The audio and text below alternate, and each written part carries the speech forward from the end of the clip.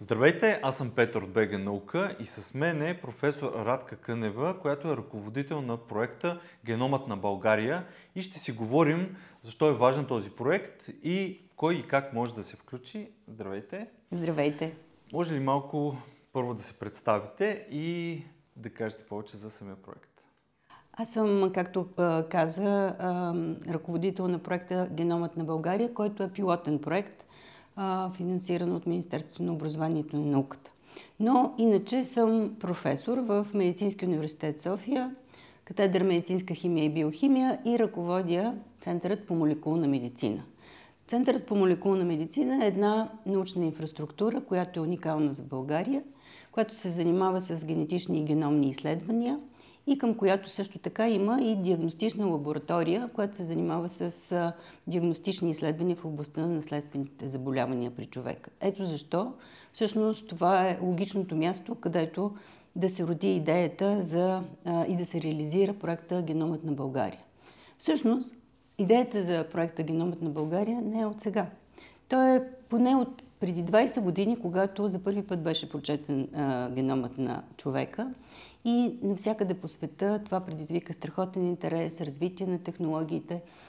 Видя се колко е важно да познаваме всъщност какво има в нашите гени, в нашата ДНК и съответно много държави започнаха подобни мащабни геномни инициативи, които бяха улеснени от развитието на технологията.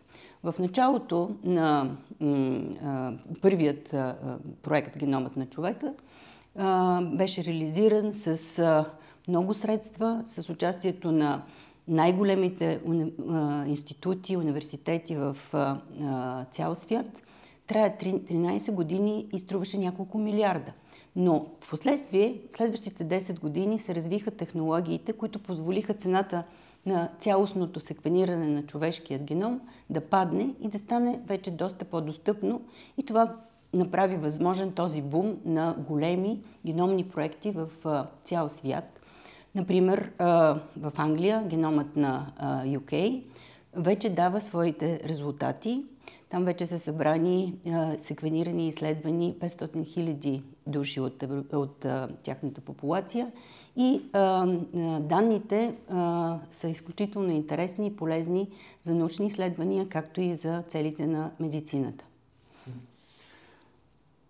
Може ли малко някой пример да дадете какво означава ценни за медицината и за самата популация, както в случая Великобритания? Всъщност какво представлява самият проект Геномът на България? Това е проект, който е уникален за България за момента. До сега няма проведено такова мащабно проучване, което цели пълно геномно секвениране на голям брой хора, които да бъдат представителна извадка за българското население. За да бъде представителна тази извадка, тя трябва да включва достатъчно брой хора от населението на България, което знаете, че вече е някъде около 6 милиона и половина. И за да бъде представителна, поне нашата извадка трябва да съдържа около 6500 души, които да са от цялата страна, от всички области, от основните групи етнически, които населяват България в момента. Започваме проекта с пилотен проект, който е за 1000 български генома, за да всъщност видим как ще протече целият процес и защото всъщност за толкова имаме осигурено финансиране от Министерството на образованието и науката в момента. Пилотният проект започва в София и в Пловдив, като участват медицинските университети в София и Пловдив в набирането на доброволци, за да съберем 1000 български доброволци. Всъщност ние направихме кампания за популяризиране на проекта. Участниците в този проект трябва да бъдат пълнолетни български граждани, тъй като за да участвате в такова научно изследване трябва да сте наясно с целите на проекта, с това, че за да се реализира геномното секвениране е необходима биологична проба от всеки доброволец, която всъщност представлява една кръвна проба, каквато се взема стандартно при лабораторните изследвания, от която ние ще изолираме геном на ДНК. Тази геномна ДНК след това ще бъде подложена на цялостно геномно секвениране. Какво представлява нашия геном? Знаете, че всъщност всичко е в ДНК, всичко е в гените. Реално гените в нашия геном са малко над 20 000, като те отговарят за всички белтъци, които изграждат нашето тяло. В гените се съдържа информацията за това как ще изглеждаме, какви ще бъдат нашите способности, също така и какви може да бъдат нашите дефекти, защото, както знаете, голяма част от заболяванията при човека са наследствени заболявания. Те се дължат на различни дефекти, промени в гените, кодиращи един или друг белтък, което след това води до промяна в нормалното функциониране на този белтък и оттам до натрупване на определени симптоми и развитието на определено заболяване. Реално, ако изследваме всички известни гени, това изследване се нарича екзомно секвениране, защото съдържа всичката кодираща информация в нашата ДНК.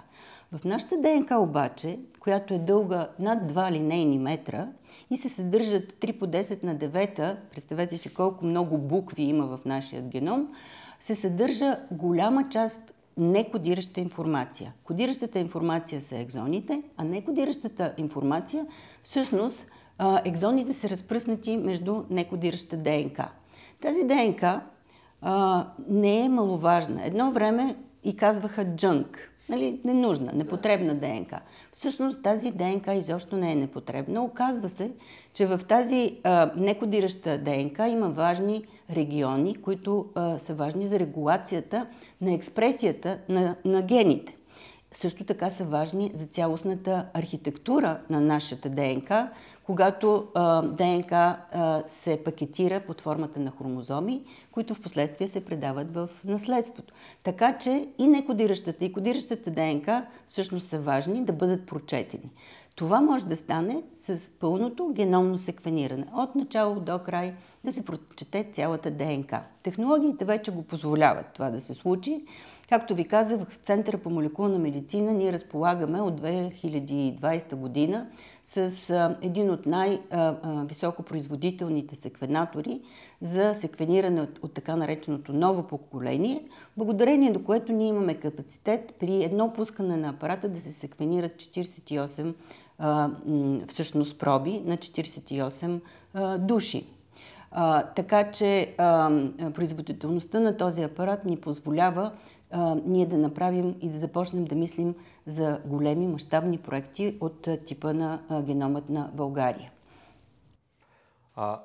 Когато вече имаме тези хора, доброволците, аз призовавам всеки, който мисля, че това... По-скоро призовавам всеки, който не го е страх да даде кръв, защото познавам такива хора, да го направи. Лично аз го направих и се радвам, че можем всички ние да допринесем за науката, защото тя е за нас, за обществото. И когато се съберат тези данни от хора от България, как след това ще започне ползата за всички нас и за медицината в България? Как вие, като Медицински университет София и Пловдив, ще работите с тези данни и ползвате? Така. Всъщност стигнахме до целта на това да се секвенират толкова много хора. Защо не е достатъчно да секвенираме 10 души? Ами защото всеки човек е уникален. Защото реално в тези милиони буквички, които имаме във всеки един от нас, има различия. Като тези различия ни определят разликите между отделните индивиди и тези вариации в генома няма как ние да получим информация за тях, ако не изследваме, ако не наблюдаваме достатъчно брой хора.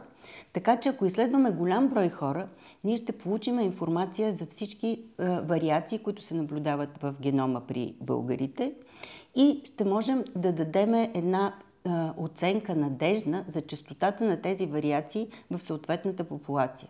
Оказва се, че има разлики между различните популации по честотата на различни генетични варианти. Например, не е задължително вариациите в нашия геном да са същите, каквито са в генома на финландците или на англичаните или германците. И ние не знаем какви са те, защото просто никой до сега не ги е изследвал.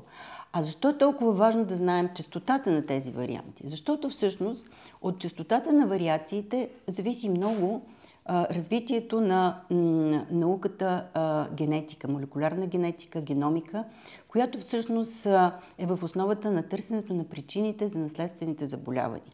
Знаете, че наследствените заболявания са най-различни. Има редки генетични заболявания, които сами по себе си са много редки. Може да се срещат само в 2-3 души в популацията или 1 на 10 хиляди или 1 на 2 хиляди.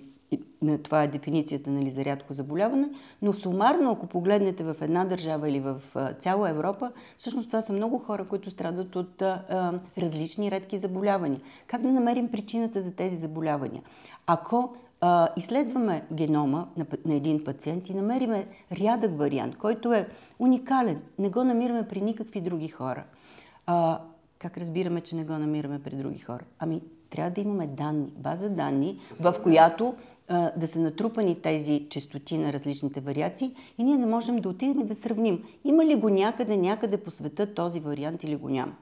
Ако се окаже, че този вариант го няма и той е в ген, който е свързан с определено генетично заболяване и може да обясни патологията, за хората, които се занимават с генетична и геномна диагностика, това вече е изключително важно, за да направят заключение, че този вариант най-вероятно допринася за заболяването при конкретния пациент. В момента работиме с бази данни, които са създадени най-вече в Америка и както разбирате, в тях няма представителство на много хора, които да са от българската популация. Ето защо за нас е изключително важно да имаме информация, която е за референтния, сумарния български геном, спрямо който в бъдеще, независимо за кое рядко заболяване ще се прави диагностика, ще може да се правят сравнения с честотата при здрави хора. И така това да подпомогне диагностиката на много пациенти с редки заболявания. Това е най-лесното нещо, което можем да извлечем като информация от генома. Но този геном може да ни бъде полезен и за много други неща. Както казах, освен редките заболявания, които са много, има и много тежки, социално значими, чести заболявания генетични, при които обаче генетичната основа е доста по-сложна. Например, заболявания от типа на рак, диабет, Алцхаймер. Това са чести заболявания, особено с напредването на възрастта, които обаче се дължат също на генетични промени, но не в един, а в много гени. Как да ги намерим тези промени в гените и да разберем всъщност каква е причината за заболяванията? Това става много сложно и има нужда от много голям брой наблюдения, както на хора, които са болни от съответното заболяване, да речеме диабет, да бъдат изследвани вариациите в техните геноми и те да бъдат сравнени с вариациите в здрави хора, които нямат диабет. По този начин, с това просто сравнение, ние ще можем да видим кои са вариациите, които са по-често срещани при болните с диабет спрямо здравите хора и по този начин се прави връзка, асоциация между тези варианти и заболяването и се търсят гените, в които се намират вариациите, които имат отношение към диабета. По този начин, с този тип изследвания, всъщност са намерени гени, множество гени, които отговарят за много важни генетични комплексни заболявания, за които говорих преди малко. И отново, за да е надежна тази статистика, за да можем сравнението да бъде адекватно, трябва хората, с които се сравняват, да сравняваме българи с българи, да сравняваме съобразено по възраст, пол, етнически произход, за да не получиме фалшиво положителни или фалшиво отрицателни резултати. И за това, и за този тип изследвания в бъдеще е хубаво да имаме референтна извадка на българския геном. Защото ние все още не знаем за българската популация, например, кои са гените, които са свързани с повишен риск за сърдечно-съдовите болести, за хипертонията. Това са също комплексни заболявания и както знаете, това са едни от болестите, които са свързани с най-висока смъртност при българското население. Разбира се, не само гените определят всичко. този тип болести са много по-сложни. Те се получават в резултат на взаимодействието на нашия геном, това, което ние си носиме по наследство, което се обаче изявява в зависимост от начина на живот, от начина на хранене, от факторите на средата. При едни хора предразположението може да се изяви, при други да не се изяви. Така че, за да можем да изследваме всичките тия неща, ние трябва да стъпим на здрава основа, на основата на български референтен геном. Това е другата важна цел на нашия проект. Трета важна цел, която изобщо не е по-маловажна от предните две, е, че когато изследваме нашия геном, ние получаваме информация и за вариациите във всички гени, които кодират белтъци, ензими, участващи в метаболизирането на лекарствата. Знаете много добре, че не всички лекарства действат еднакво на всички хора. Няма едно хапче, което да е подходящо за всички, и точно поради тази причина има толкова много хора, които страдат от нежелани странични ефекти, изобщо нямат ефект от дадено лечение, което е свързано с много, разбира се, първо влошаване на качеството на живота, продължителността на живота, допълнителни разходи, притеснения за семейството и за пациента и разходи за цялата здравна система. Голяма част от проблема всъщност се крие отново в гените, защото вариации в гените, които кодират ензимите, обработващи лекарствата, метаболизиращи лекарствата, съществуват и те се знаят, примерно за популации, които вече са направили тези големи геномни изследвания, колко са чести.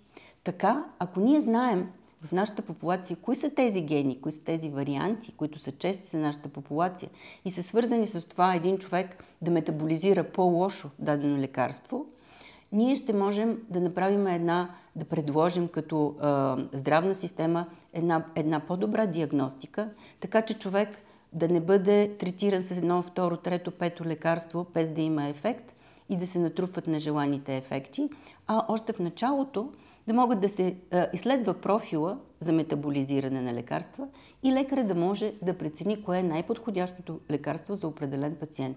Това може да ви звучи като научна фантастика, но всъщност това не е научна фантастика. Това вече се случва. Това вече се случва в по-напредналите страни в Европа, например в Холандия.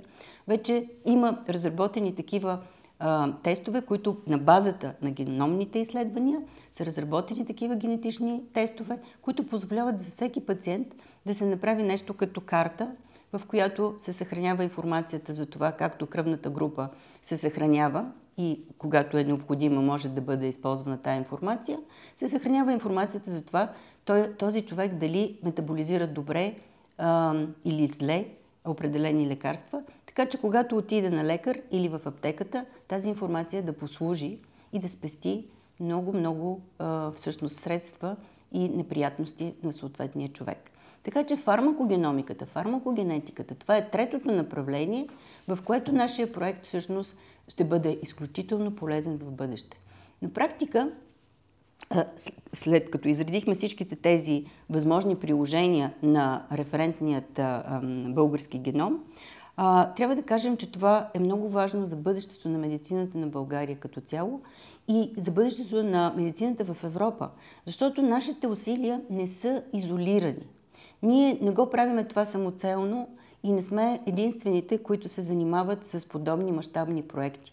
Още в 2018 година всъщност България подписа една декларация, която е за достъп до над 1 милион генома в Европа, т.е. всички страни да съберат и да могат да се използват данните от геномите на хора от различните държави в една обща база данни, която да може да бъде обработвана и използвана за научни цели. Тоест да се направи една мрежа от национални геномни бази данни, която да послужи като основата за развитието всъщност на следващият етап на науката и медицината в Европа. Ние на практика следваме това, което се случва в останалата част на света. Знаете, в Америка има подобен мащабен проект All of Us, на практика за секвенирането също на 1 милион американци. Не случайно всички развити държави, включително и с повече финансови възможности, наблягат на този тип проекти, защото те разбират важността на този тип данни за развитието и за по-доброто качество на медицината на бъдещето, защото бъдещето е на геномната медицина. Ние няма как да лекуваме дадена болест, ако не знаем причината. А повечето от заболяванията имат генетична причина. Няма как да изследваме факторите на средата, ако не знаем преди това тези фактори на базата на какъв генетичен фон действат и как се изявяват тези генетични фактори в различна среда. Така че, ако искаме да прецизираме лечението, ако искаме да намерим правилното лечение за всеки човек, ако искаме да правим профилактика, която е базирана обаче на реални данни за нашата популация, за да може всъщност тя да е направена смислено и да има полза от нея и да е икономически ефективна тази профилактика и различни скринингови програми, те трябва да стъпят на здрава научна основа. Защото, знаете, медицината, нашата медицина е базирана на доказателства. Ние няма как да лекуваме нещо, ако нямаме доказателство за причината за съответното заболяване. Да, абсолютно. Медицината си е много сериозна наука и може би една от най-директно влияещите на живота на човека, защото ние всички разчитаме на медицината, за да бъдем живи и здрави, и това трябва да е ясно на всички хора. Добре, а тези данни, които ще се събират и вече се събират, къде се съхраняват и кой има достъп? Така, както казах, идеята е за една национална база данни, която да съхранява генетичните данни, генерирани в хода на тези мащабни проекти, и в последствие тези национални бази данни да бъдат свързани в федеративна мрежа с базите данни на всички европейски държави. Европа подкрепя този тип проект, защото разбира, че това е сложен проект. Той предполага изграждането на самата инфраструктура, на компютри, на сървъри, на възможности за съхранение, за защита. Знаете, че генетичните данни са всъщност лични данни. Това е всичко, което ни определя като хора. Това са мама и тата, това са нашите деца, това сме ние. Така че това са лични данни и те трябва да бъдат съхранени абсолютно надежно, за да няма всъщност външен достъп, нерегламентиран до тези данни. И за да се постигне това, данните, които ние ще съхраняваме, ще бъдат кодирани. Тоест няма геномните данни да върват заедно с лични данни други на човека, например имена, адрес, телефони, дати на раждане. Тези данни няма изобщо да придружават геномните данни. Те ще бъдат кодирани и достъпът до тях ще бъде строго регламентиран само за научни цели след получаване на съгласие за определен научен проект, одобрение.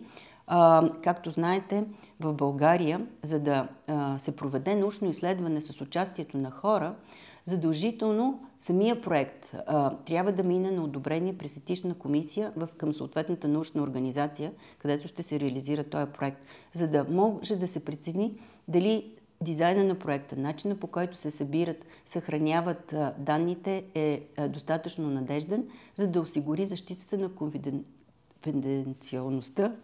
защитата на конфиденциалността на информацията на тези хора, за да е ясно всъщност как ще бъдат защитени, кой има право на достъп до тях. Както казах, тези данни няма да са свободно достъпни. Това, което ще бъде свободно достъпно в бъдеще, се надяваме, след като реализираме проекта, ние да можем да анализираме данните и да извадим информация сумарна, примерно за честотата на геномните варианти, и те ще бъдат вече в свободно достъпна база данни, която може да се ползва от всички лекари, от всички хора, които се занимават с наука, така както в момента ние ползваме чужди бази данни, за да работим това, което работим, за да си вършим нашата работа. Ние вече не можем без тези бази данни. В тези бази данни има информация както за здрави хора, така и за мутации, които са намирани при хора с различни заболявания.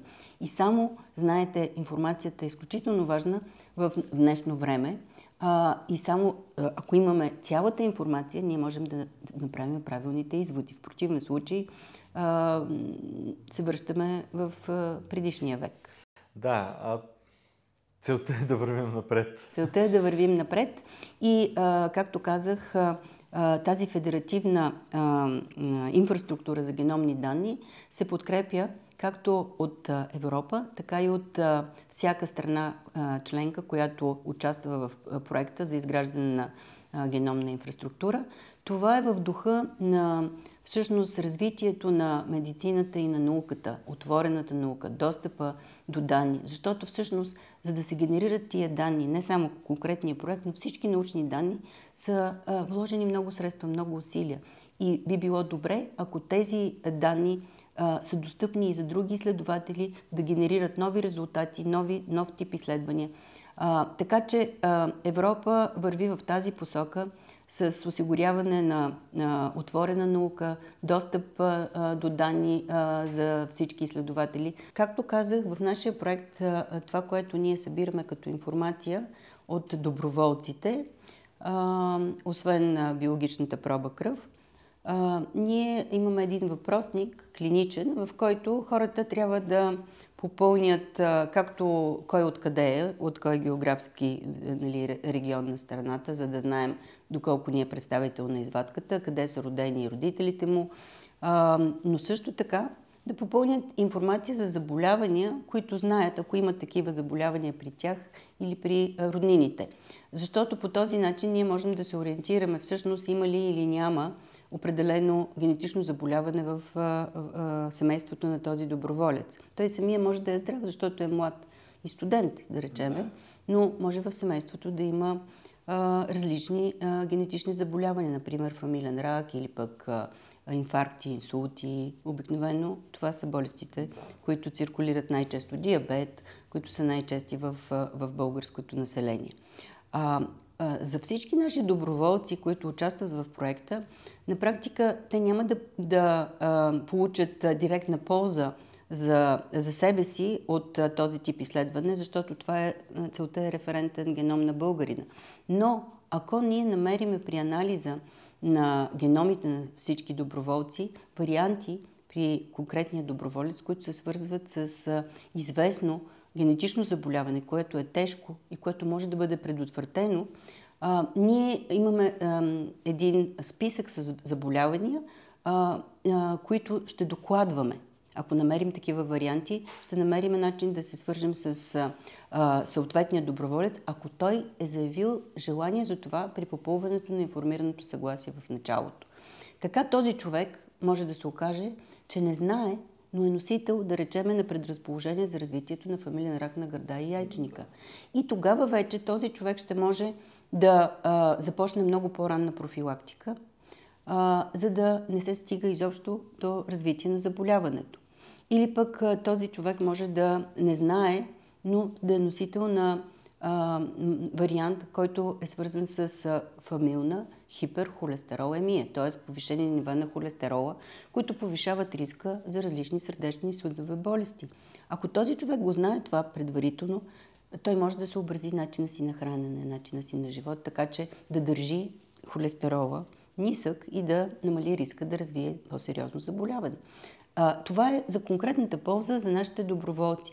А иначе, ако говорим за ползата за нашата медицина в бъдеще, разбира се, за да бъде полезен този проект, трябва да последват, да стъпят върху този проект още проекти, които да изследват и болни с пълно геномно секвениране, които да сравнят данните с здравите контроли и да се всъщност получи ново знание, което е свързано с причината за болестта при конкретното заболяване при българите. Тогава вече тези пациенти, тези хора със съответните заболявания, те могат да имат реална полза, свързана с ранна диагностика в семейството, с ранна профилактика, ако са намерени вариации, свързани с лечението и усвояването на лекарствата, с избора на правилна терапия. Така че това е научен проект, но той има огромно бъдещо значение и приложение в медицината. в момента финансирането е осигурено от Министерството на образованието и науката, но, както казах, то ще бъде основа за много нови бъдещи проекти с директно значение и приложение в медицината. Има ли съмнения на доброволци или хора около и по медиите, и в онлайн пространство, тези, които идват да се интересуват на място? Какви са Доброволците. Доброволците, да. Както казах, започваме пилотния проект с София и Пловдив. Не случайно, знаете, в София населението вече е доста набъбна, освен това е доста представително за цялата страна. Медицински университет Пловдив е наш партньор в нашата инфраструктура, която е за приложни и фундаментални изследвания в биомедицината. Това е Национален университетски комплекс за биомедицински изследвания. Ние работиме с тях отдавна и за това започваме с София и Пловдив. Доброволците са най-различни хора. Като цяло има доста хора, които се занимават с наука, млади хора, чели се, знаят какво е генома, знаят, разбират значението на този тип изследвания и им е интересно. Обаче имаме и много хора, които са възрастни, но които също са любознателни, които също са отворени, които разбират значението и искат да помогнат. Имахме човек, който е над 80 години, който ми се обади след първото появяване по телевизията, ми се обади по телефона, каза, че иска да стане доброволец. И като започнем да събираме кръв, да му се обадим, като стартира проекта, за да се включи в изследването. Тоест имаме хора на различна възраст, най-различни по образование. Хората разбират и се интересуват от този тип изследвания. Става все по-модерно, особено при младите хора, да си направят генетично изследване преди да имат бебе, да са сигурни, че нямат генетични заболявания. В същото време обаче, знаете много добре, че в нашето общество, особено след COVID-а, има и група хора, които са антинаучно настроени, които са антиваксери, които смятат, че има конспиративни теории, свързани с българското население и че някой иска да ни открадне данните, че някой иска нещо лошо да ни направи. Всъщност, мисля, че проблема е в липсата на достатъчно информация, коректна информация, която да стигне до всички тези хора. Защото всеки един от нас, в крайна сметка, в един момент, всички може да сме здрави в момента, но в един момент става пациент. И за да знаем всъщност причината за заболяването, за да стигнем до диагностика и лечение, ние опираме до този тип изследвания и все повече и повече този тип изследвания ще бъдат използвани в медицинската практика. Така че, мисля, че тъй като ние се занимаваме с наука не от вчера, наясно сме с сложността на този тип проекти, с важността на този тип проекти, ще гарантираме всъщност на всички участници в сигурността на информацията, тази кодирана информация да не бъде използвана нерегламентирано, както казах. Тя ще бъде много строго охранявана. Както казваше професор Кременски, здравето и въобще децата, генетичните данни, това са въпроси за националната сигурност. Да, и е така. И това е може така. би оттам идват и проблемите в липсата на комуникация, но ние се доверяваме и си даваме личната карта на кой или не. Точно така. Когато става въпрос за нашето здраве, за здравето на нашите родители или нашите деца, все едно е голям проблем, че науката и медицината ще работят с тези данни, за да лекуват нашите родители, нашите деца, за да бъдат здрави и живи дълго време, което е малко противоречи на логиката за мен. Така е. За съжаление, трябва да се говори много за тези неща, изобщо за личните данни, за достъпа до различните видове лични данни и на кого и как се доверяваме.